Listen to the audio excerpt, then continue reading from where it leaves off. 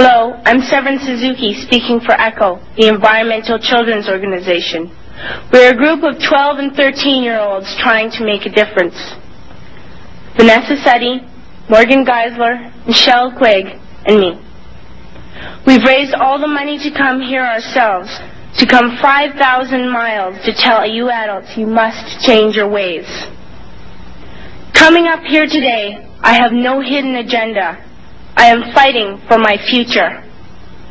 Losing my future is not like losing an election or a few points on the stock market. I am here to speak for all generations to come. I am here to speak on behalf of the starving children around the world whose cries go unheard. I am here to speak for the countless animals dying across this planet because they have nowhere left to go. I am afraid to go out in the sun now because of the holes in our ozone. I am afraid to breathe the air because I don't know what chemicals are in it. I used to go fishing in Vancouver, my home, with my dad, until just a few years ago we found the fish full of cancers. And now we hear of animals and plants going extinct every day, vanishing forever. In my life, I have dreamt of seeing the great herds of wild animals, jungles and rainforests full of birds and butterflies. But now I wonder if they will even exist for my children to see. Did you have to worry of these things when you were my age? All this is happening before our eyes, and yet we act as if we have all the time we want and all the solutions. I'm only a child, and I don't have all the solutions. But I want you to realize, neither do you.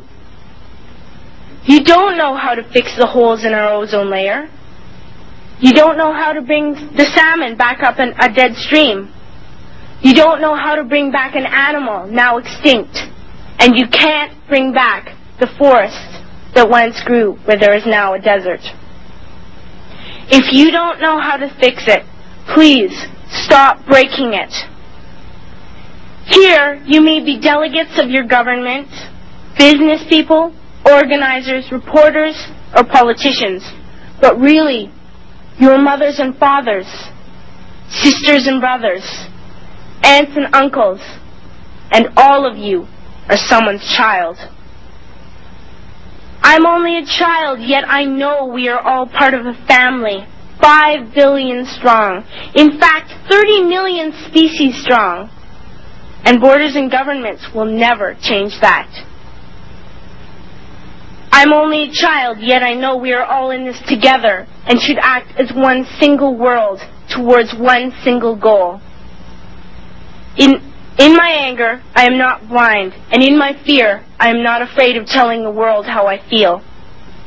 In my country, we make so much waste. We buy and throw away, buy and throw away, buy and throw away, and yet northern countries will not share with the needy. Even when we have more than enough, we are afraid to share. We are afraid to let go of some of our wealth. In Canada, we live the privileged life, with plenty of food, water, and shelter. We have watches, bicycles, computers, and television sets. The list could go on for 2 days. 2 days ago, here in Brazil, we were shocked when we spent time with some children living on the streets. This is what one child told us. I wish I was rich.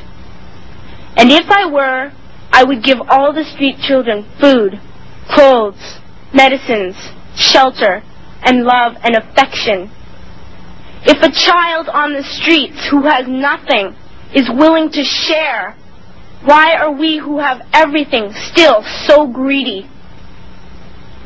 I can't stop thinking that these are children my own age, that it makes a tremendous difference where you are born.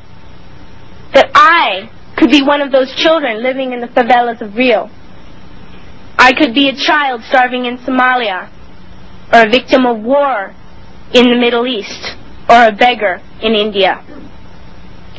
I am only a child, yet I know if all the money spent on war was spent on finding environmental answers, ending poverty, and finding treaties, what a wonderful place this earth would be. At school, even in kindergarten, you teach us how to behave in the world.